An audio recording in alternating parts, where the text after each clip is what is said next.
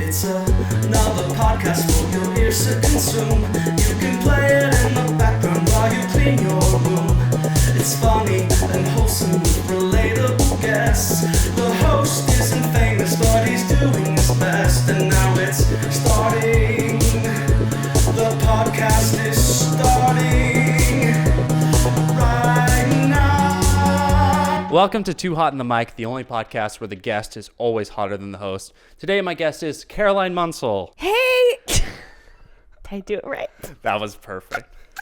Otherwise known as Caro Muns online. This is true. Thank you. How did you come up with that name? That's a great question. I was actually thinking about this earlier today as I typed in my username for something else where I snagged Caro Muns yet again. And when I was in high school, because my name is Caroline Munsell, people used to shorten and take the first syllable of each one and call me Caro Mun. And so actually the original nickname was Caro Mun. But then when I went to make my first Instagram account, Caro Mun was taken by some other bitch. So I just added the S, and then I actually liked that better because it balances out, because it's 4 letters from each name. And lucky for me, not many other people are trying to use that. So I've been able to snag it across all of my social platforms. So it just stuck. So if Caro Mun is watching this, do you have anything you would like to say to her directly? Look who has more followers now. Oh my God. Oh my God. My I don't goodness. mean it. I don't mean it. I don't mean it. Oh my gosh, we're starting the beef segment way early. I'm trying to remember if I maybe even DM'd her and asked for it, but I don't feel like I was that desperate back in the day. We should tag her in No. this. Yeah, go for it. Hey, Caro Mun, what do you think of this? So you've been doing TikTok for a while now. This is true. As of the time of this recording, you have over 172,000 TikTok followers. How does that feel? That feels crazy. I can't even fathom 172 people, let alone 172,000. I know, if you Yeah. saw 172 people in a room, you'd be like, that room's packed. No, absolutely. I can't believe you guys are all here because of something I did or said. How has it changed your life? How's it changed my life? Oh my gosh. You know, as much as we hate to need validation, it has definitely encouraged me to do the thing that my gut wanted to do. And then, it's like you throw a line and something bites. It's like, oh, maybe I'm on the right track. There are a lot of negative mental health things that come with social media, as I feel like everybody knows, but there also are a lot of positives. So it's given me a lot of encouragement to just keep doing that thing and seeing where it goes. I totally agree. And without it, honestly, we wouldn't be living together. We wouldn't. So that changed my life. We 'cause wouldn't I'm here see in the this house. need. That's true. We wouldn't. Yeah, I absolutely, I wouldn't have probably moved to Austin, Texas. I don't know where I would be. And all of that was really because of the pandemic. Yeah. So let's go back to the pandemic, because that's when you first started making videos and making content, right? And so what was that 2020. like? Yeah. Just talk me to those beginning stages. Okay, so it's 2020. I graduated virtually. The first virtual graduation. So sad. And I was at home in Louisiana and I was depressed. At that point, TikTok was, more and more people were starting to get on it because we were all stuck at home. And I was like, what if I just started doing stuff, I guess? What if I just did it? And I had posted a couple of videos. I would post them from time to time if I had an idea. And then I had this one idea for a long time. I have on the notes app of my phone, I just had an ideas page that I've been writing for years, never using them. And one of the ideas was just doing 10-second reviews of things, but it's very straightforward and to the point. And it was supposed to be a bit. It was never supposed to be more than a one-time bit. And so one day at the office, I had a bunch of dum-dums. I don't remember why we had so many, but I took one and I filmed it and I was like, deadpan, hi, my name is Caroline. This is a 10-second review of the such and such dum-dum. And then I bit into it and said, it's good. And that is, listeners, how I actually eat dum-dums, which is quite problematic. I'll play a clip right now because it is truly frightening. Hello, my name is Caroline, and this is a 10-second review of the Dum Dums Banana Split.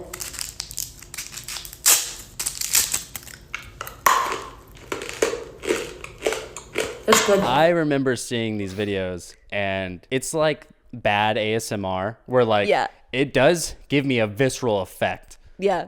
Like a haunting, Oh, scared effect. I didn't realize how widespread, this became my niche accidentally because, let me backtrack a little bit. Basically, I post that video, I forget about it. I wake up the next morning to go back to the work. I'm just a cog in the machine again.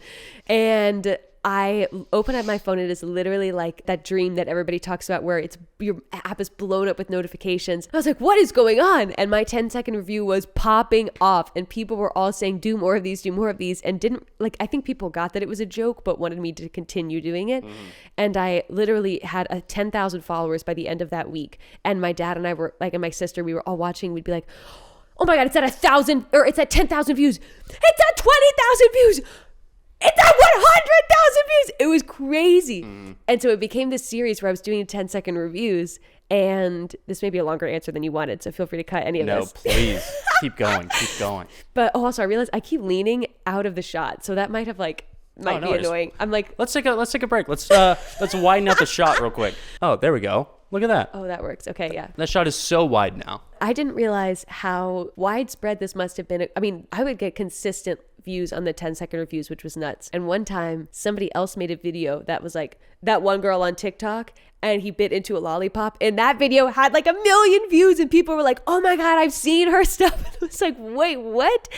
That's when I knew it was really widespread. But then I also was mortified about it at the same time. I think the reason it did so well was because truly it makes people feel something. It's shocking. It is a delicious crunch, and then you fear for your own teeth when you watch it. And I think people really resonated with that. Part of the reason why I hard pivoted away from the 10-second reviews after a while was because little kids started duetting them and stitching them, and then they would also bite lollipops. And I could see the headlines now. TikTok star influences young kids to take on bad candy chewing habit. Thousands of broken teeth across America. Dentists love her and they hate her at the same time. And so I think I even had nightmares that like dentists were making videos about me on TikTok tearing me down. And I had to stop. I couldn't be that bitch. 9 out of 10 dentists do not recommend Carol Munn's content. Yeah. Yeah, I think that's like something they always say. Like whenever people start creating online, it's like, well, you've got a responsibility to your audience. And you immediately were like, I was like, I do. I'm influencing kids. that's so funny. I've never had like that where people like duet my kind of videos. I've never had like a trend like that, I guess.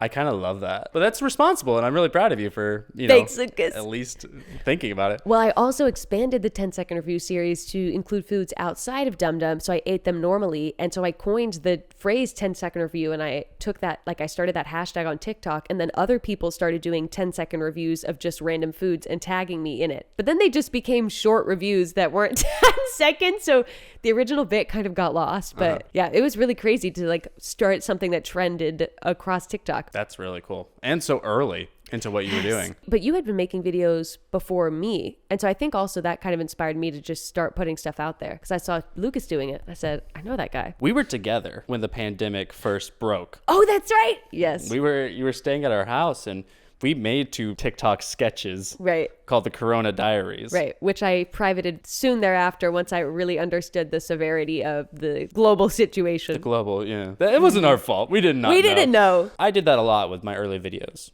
Did you have any videos that you made early on that you regret? I look back on a lot and I'm like, oh, that was so cringy. And I had to private them. Just ones where I was cringy. In order to make TikToks, you have to really be on TikTok to understand the language of TikTok. I was still so new to it that some of what I was doing was just cringy. And I was just too anxious about it to really be myself and also find my niche humor. The 10-second reviews I don't regret because, I wouldn't be here without them, but I definitely privated a lot of them because I didn't want that to be my niche. I didn't want to be known as that, and I wanted to do comedy, and that was becoming something that wasn't comedy. I remember when I first started, I was like, well, I like these vines for some reason. And I didn't know what it was about the way they were made or anything about that I could emulate like perfectly. So I remember a lot of my first videos or my sketch comedy stuff was just like bad. Like, I don't know, like I was just pointing a camera at stuff and it didn't have a story, it didn't have any jokes in it. And I was like, what am I doing? Or I was trying to hop on trends real quick because I got to make a Tiger King video right now. And it's oh my gosh. I didn't know what I was doing. So yeah, I have privated a lot of my first videos. I did somewhere, I don't even want to say it because it's just so cringy, but it was like talking in your car videos were really popular. And there was this one chick who was really aggressive on TikTok, and she would just like shout things and say them super aggressively, and people ate it up. They were like, we've never seen somebody like this before. And so I was like, okay, I guess like people like some of this like unhinged kind of like chatting. And there were definitely some where I just like, I played it up too much and expressing being exasperated, but I did it in a way that like to try to play it up and be like, it was just too much. It was too cringe. It was too much. And I don't do that anymore. Hey, we all learn. We all learn. Do you feel proud of the content you make now? I do. I do feel proud of the content I make now. That's great.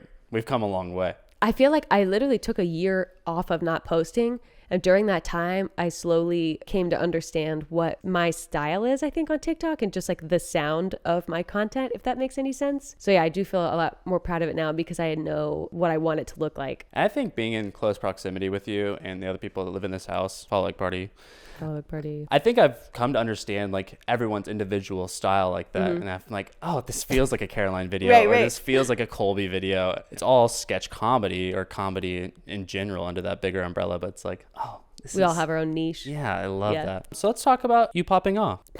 In the first segment, you popped off, where we talk about your most viral video. Do you know what it is off the top of your head? My most viral video? I actually think, okay, it's either the dog walking one or the Frank's hot sauce one. I think it's the dog one. It was the dog one. Hey, I think I'm going to go on a WALK later today. Why'd you spell it out? Oh, I have to spell out words like that, like TREAT, so that the dogs don't hear it and get excited.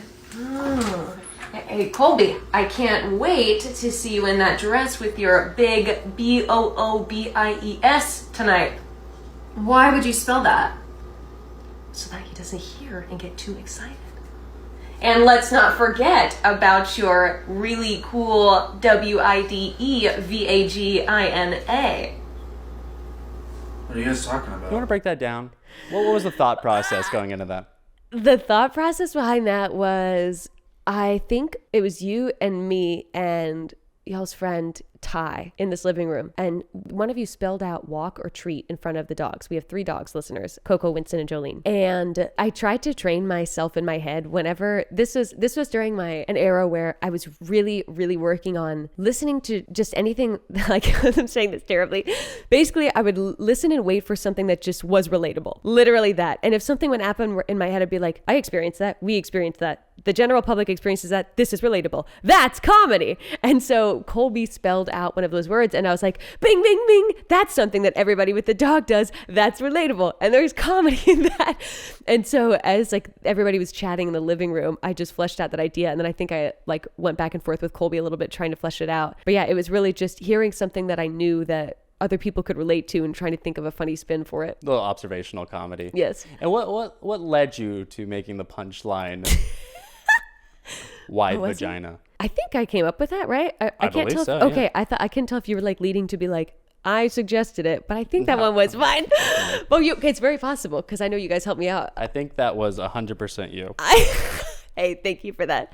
I'm pretty sure that I was like, what is something really funny and specific and a little too edgy, like rough around the edges to spell. And so I think I had thought of maybe doing something with titties, but wide vagina is so like it's the right amount of uncomfortable, and no one would ever say that. And so me thinking that that's like sexy is like also adds this layer of comedy to it. So yeah, I think I'm pretty sure there's actually on a Notion page in my phone, I wrote out the notes for this, and it was like possible things I could spell, like really nice titties or like wide vagina and things like that. And then I think I asked you guys what was the best one, and everybody said wide vagina. That might go in a museum one day. I hope so. It's like Caroline Munsell throughout the years. And then It's like, oh, whoa, she wrote this like on a napkin, all the different things she could spell out, you know? Oh my God. Yeah, looking through the archives of my Notion. It's all framed up on the walls. People are like, oh, that would have been fun if she said really nice titties. But I really love wide vagina. Glad she made that choice. Yeah. But cool that we know her thought process. Very, very cool. The artist at work. And how was that experience for you for that video going viral? Was it like that same similar sensation when you're like open your phone the next day and you're like, 10,000, 20,000. What was it like? I actually think that was my first TikTok back after another long period of not posting. And so it was crazy that one popped off because I didn't expect after just returning for it to do so well. And I think I remember we went to go see Gabe in an improv show that night. And as we were like in the car on the way there, I checked it and I was like, oh my gosh, like this is doing so well. It's already at like a couple 100K views. And then like by the time we got there, I was like, wait, this is at like almost 1 million views. And then when we got back out and I was like, oh my God, this is going to hit 2 million views tonight. It was crazy. So that all happened that day and I was just flabbergasted. But it excited me again because I was like, okay, the opportunity to create is still here. It doesn't go away. It's okay if you take breaks for mental health. You can come back and you can always keep creating again. And there is an audience out there. Yeah, I think we've all gone through that cycle. Totally. Probably 4 or 5 times now. Noah said in his episode, he's like, I go through my phase of putting a lot of effort into TikTok and then getting burnt out and then stopping for a while and then putting a lot of effort in, getting burnt out. Yeah. How do you feel like you've kind of combated that, or like what's been your process? Oh, that's a great question. So I definitely do also go through those phases, but sometimes you really have to. And like when I took that year off, it wasn't intentional by any means, but I really needed it. And it helped me consume a lot of content that then helped me understand how I wanted to return to TikTok. And now when I am in a period of like being really committed and posting, I try to during those times, or I'll say this because right now I'm trying to work back to getting into that again. And so what has worked for me in the past really well when I'm in that like posting season is I had this routine where every morning for the first 30 minutes of the day, I would just write out ideas, and they didn't have to be about TikTok specifically, but just any ideas. So it would get my creativity up. And that really helped me come up with ideas, just making that a habit and a practice. And something else that I do when I'm stuck and I need an idea is, as you know this, I'm very prop inspired. So sometimes I'll just go into my like prop box in my room and look for like pick a wig or an item and then challenge myself to make something out of that, which is how the big cup one and then the stocking one came to be. It's like I have all these crazy wacky materials. So yeah, that's a little bit of what I do to try to post, try to get stuff, the juices flowing. I think it's good for everybody to know that, and that to be like more common knowledge. Be like, as creatives, be like, yeah, you can't do this all the time. Not sustainable. Yeah, it's not sustainable. Like you need to take breaks, and yeah, especially if you're working another job. And I feel like most creatives are. That's something we're trying to figure out how to do like in the most healthy way now. Before it kind of seemed like maybe we were kind of trying to like avoid it or feel guilty about not posting videos or anything. And I think now in this new year, 2023, we're doing it way better, where it's like, oh, it's okay. Yeah, it's okay. We need to refill the well. Yeah. And you're not just a video creator. You're multi-talented, and you're a musician, and you do other things. Thanks, Lucas. So I don't understand. Sometimes you're like, hey, like the video mind might be empty, but my music side might be filled, or I need to go back to that passion to like refill the well. Yeah, that's totally true. You've been making any music lately? I actually started like 2 weeks ago. This is so specific, but I took a photo in Chicago of this really cute corner of a small taco place that had the cutest chairs and little lights and setup. And I was like, my God, this is a beautiful spot. And I took this photo, and I've been really wanting to, as like an Instagram challenge for myself, to put more music out there on social media, take photos of things that inspired something in me and write the soundscape for it, or just a little like song inspired by it. And so I started working on that recently and just like dabbling in a little music that I felt like would be playing in this restaurant. I love that. See, that's what I love about art and being artist in general, is like when that inspiration comes, like, yeah, you're putting in the hard work. You're learning how to play your instrument. You're learning about music theory, XYZ, how to format this and Logic and export and all that. Like you're putting in the work there. And then when inspiration comes like from that picture, it's like, that's when the best stuff gets made, And I think you've set yourself up great to have a lot of those opportunities, whether that be video or music or writing or sketch con. We do a bunch of stuff. We do. We're busy, okay? We're trying to put out more sketches. We're trying our best. We're trying our best. And we're trying to take care of ourselves. Should I be looking at the camera ever? You can if you want. You want I have a Band-Aid on each hand. Did you want to talk about that? Yeah, can we address it? We can address it. These are both self-inflicted wounds, neither intentional. Good. Thank you so much. But this was me digging in the drawer, trying to get saran wrap and just gutting my finger on the blade of the tinfoil or the saran wrap thing. So this one is, I was trying to cut my gluten-free French bread baguette this morning to give you a little piece of it this morning that I got from the farmer's market, and I would highly recommend. Yeah, if you're ever in the Mueller area of Austin. I think it's called GFB, because it's like, no, GFY. So it looks like go F yourself, but it's gluten-free yourself. Oh. Clever. Caroline is chronically gluten-free. And how has that impacted you? Oh my God. They don't want to hear about it They wanna because know. I could talk about this for too long. Here, I'll give it to you in short. Thank you. It changed my life For the better. for the better. Hey, we'll take that in short. And if you want to know more about my gut health, DM me. The DMs are open. Do not ask her about anything else, Nothing else. but you can ask her about her gut health. That's appropriate. Last question for you, Popped Off. Okay. Are you happy that it's that video that's number one? Do you wish it was a different video at all? Is anything in the back of your mind like, oh, I put a lot of work into this other one. I kind of wish that one had gotten it. I think my parents wish it were a different one. One time my mom was asking me, or I was trying to reference a video that I'd done, and it wasn't that one, but she said, oh, you're talking about the wide vagina one? Because I saw that. And I was like, yeah, wasn't it a banger? My mom did something similar recently. Yeah. Where like someone commented, it's like, your mom must be so proud of you. And my mom responded to it and she was like, well, it is something or something like that. I was like, Tammy, Oh my gosh. you can't just let me have that one. Oh my gosh. That's so funny. Wow. I'm trying to think. I mean, I'm happy that one popped up. There are always some that I expect to do better. And then I'm always surprised. Like, I did not expect that one to do that well. But I don't think there's one in particular that I'm like, that should be the one. That's good. No regrets. Yeah, no regrets. You're like, I'm happy with it. Yeah, I like the mystery. Okay, that brings us to our next segment, Lucas's Big Ask. Right. Right, you know about it. I'm familiar with it. Okay, are you ready? Yeah. Can I have $20? No! All right, that was Lucas's Big Ask. Now we're on to Lucas's slightly smaller ask. Are you ready? I think I know what's coming. You think you know what's coming? Do you think you knew it involved this bag? No, I Oh. did not. So maybe you don't know what's coming. I was wrong. What do you think it was? I thought you were going to ask me for a smaller amount of money.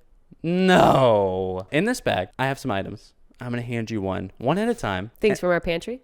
Things from our pantry and kitchen. And I would like a 10-second review of each of these. Oh my gosh. I'm getting the first 10-second review in what, In years? In years. I'm getting an exclusive right That's now. That's crazy. All right, so are you ready for your first item? I'm going to go off camera for a second. We close your eyes. Just keep your hand out. That way we get the 10 seconds, right from the get-go. I am having trouble getting the first item. It's like I can't tell where you are because I hear you in the earphones, but I don't know where, like, if you're Be closer anywhere. or farther. I think that you're closer because I hear the bag, but I don't know. I was actually still sitting in the same spot. Wait, really? All right, here we go. First item in your hand. Oh, I know what it is. You can open your eyes. It's a and rice cake thing. Here we go, 10 seconds. It's good. Hint of cinnamon. That's true. These are Apple cinnamon? apple cinnamon rice cakes. I like it. Wow, okay, so it's good. Yeah. All right, I'll take the rest of that. I said I'd take the rest of that. Are you ready for your second item? Hold up. That's why I asked. Ready. Second item. And go. This is, what? Paper towel. Is good.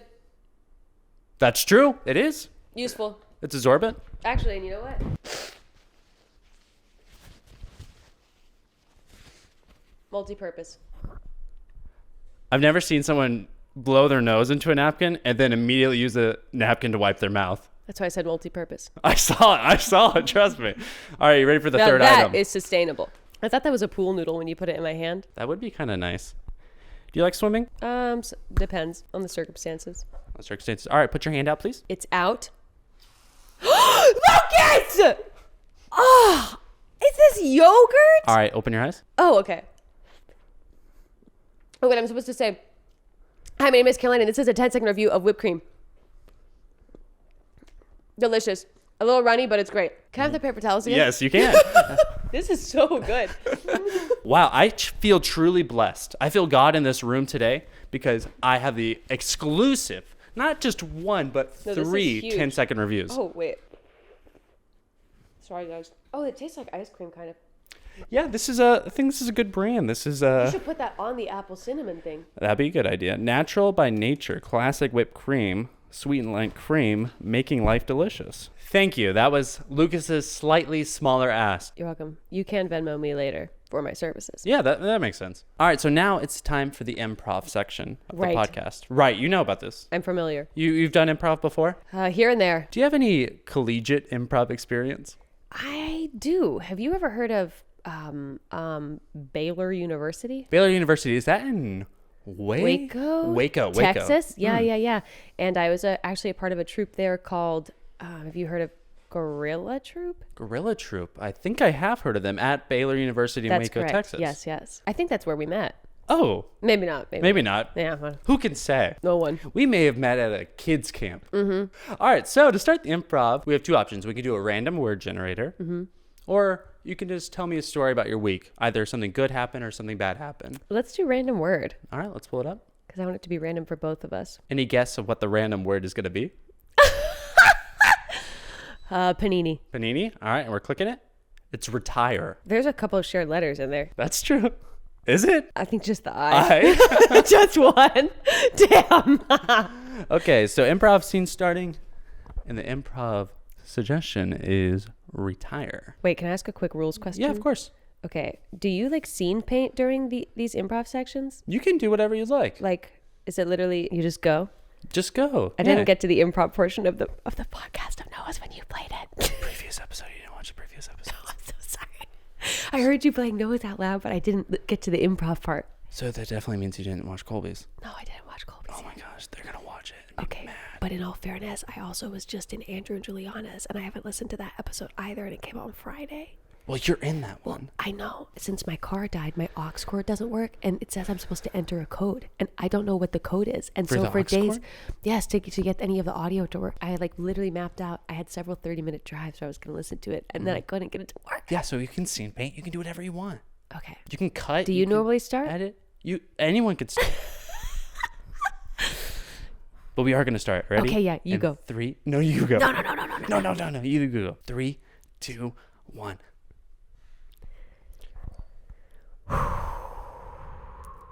We open up. We open up on a office building.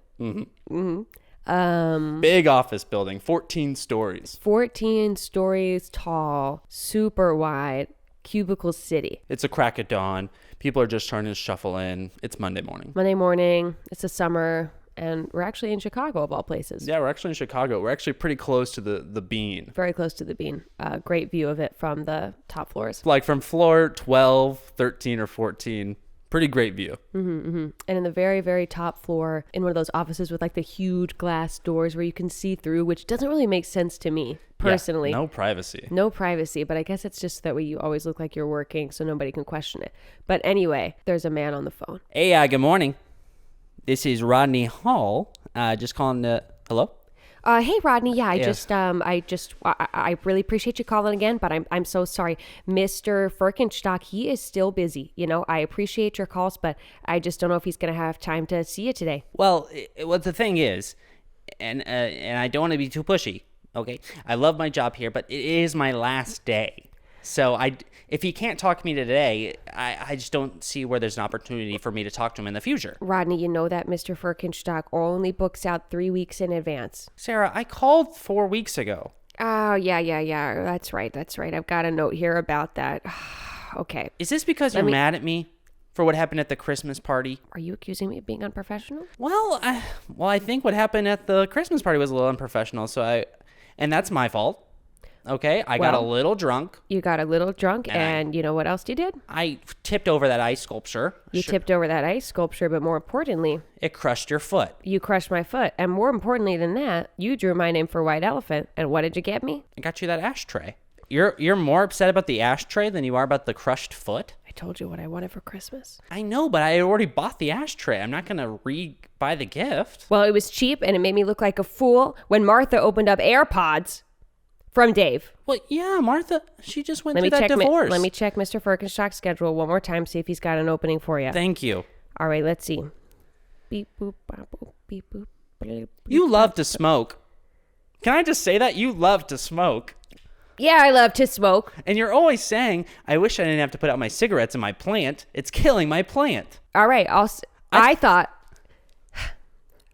you were going to get me a ring. Like a promise ring? Yeah. You had really misled me. Okay. Baby. Why are you so mad, sweetheart? I want to marry you. Hold on. Sorry, I thought I heard some breathing on the line. That might have just been me. My acid reflux. Oh, good. I told you to take a tome. No, I know. I ran out. Gosh, I wish we didn't have to be so professional with each other on the phone. And we're always scared looking over our shoulder that someone else is going to be on the line. I know. And in these cubicles, I keep thinking, surely somebody next to me can hear. I know. I'm in my big glass office where there's no privacy right now. I think everybody thinks I'm working all the time, but I'm just on the phone with you. Oh, it really looks like it. You fooled me the other day while we were having phone sex. You never know what Bob walked by. He told me, he said, that Rodney, he is so dedicated. What are we going to do without him? I know people are sad that I'm going to be out of the office. They are sad. Hey. I'm sad. Baby, don't be sad. Look, it's in my dream, so I can be home and I can write more. Rodney, you were leaving without making me that promise. I promise we're going to get married. Okay. I didn't want to spoil this. The meeting today with Mr. Forkenstock, our CEO. He was going to help me propose. It was going to be like one of those things where like the waiter brings it in a bread basket. Wait. A proposal, not like a promise ring, not like an engagement ring? An engagement ring. Wait. Because I didn't see the point of getting you a promise ring a week before the engagement ring. Oh my gosh. Well, I'll pretend that I mean. How about you it is actually turn pretty around soon. right now. Hey, baby. How did you get behind me? I got a wireless phone. I've been sneaking up this whole time behind you. Oh my God, Rodney! Well, what are you waiting for? Get down on one knee. Well, I'm waiting. Where is our CEO? Oh, right. Well, let me go to his office and see. I know he had a couple meetings today, but I'm surely he can fit this in. And scene.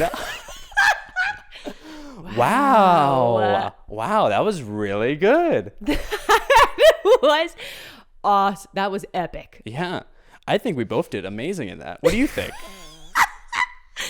I had a lot of fun. I loved the scene painting at the beginning. We learned that I never experienced that before until, was it Carrie L who taught us that? Yeah. Or was it just Gabe came up with that? No, it was Carrie L. Yeah. We did a level 6 improv class at the Hideout here in Austin, Texas, and we learned that skill that you can just say what the place looks like. Yeah, and you could do it in the middle of a scene too, just to transition or something. Mm-hmm. It's nifty. And we're still using it to this day. Oh, look at us. Yeah, look at us. All right, so this is our last section. You got anything going on? Anything you want anybody to know about? I am about to embark upon a journey this year. I've shared with you that my goal is to do 1 pull-up by the end of the year. I'm leaving tomorrow for a business trip just for like my marketing job, and then we go to Louisiana, which will be fun. So it's a busy month. So you'll probably see it after this month. Start training. I will do 1 pull-up. So stay tuned. And it's going to be a series on TikTok, right? Yes. To clarify, it will be a series which I'm working towards, and I just want to inspire millions of people out there that you can do 1. You can do anything once. So follow Kara Munns on Instagram, TikTok, Twitter, Snapchat. I think I have like 1 Twitter follower. I don't even know if I'm following anyone. I think I'm just following untamed animals. This way you can see the journey to 1 pull-up. Yes. And also you can DM her about the gut health. Yeah, feel free to DM me about the gut health. Nothing else. Nothing else. And before we sign off, is there anything else you want to say to me? Thanks so much for having me, Lucas. You're a delightful host. And what's your favorite memory we share? Oh, a question. A favorite memory that we share. There was like a 2-week span, but we had this running joke between us around the house that I really loved.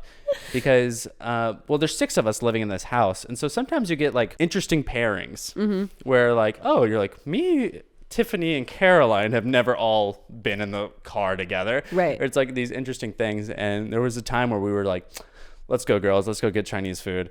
And I think that's just my favorite memories. We came up with a name for ourselves. I don't recall. I feel like it was like Pancake Girls or Pancake Squad or something. Blueberry Pancake Girls. Maybe something like that. Yeah, that was a good time. What about you? What's your favorite memory of me? Well, actually, it was my turn you asked if I had any last things to say, so I already said them. Oh, sorry.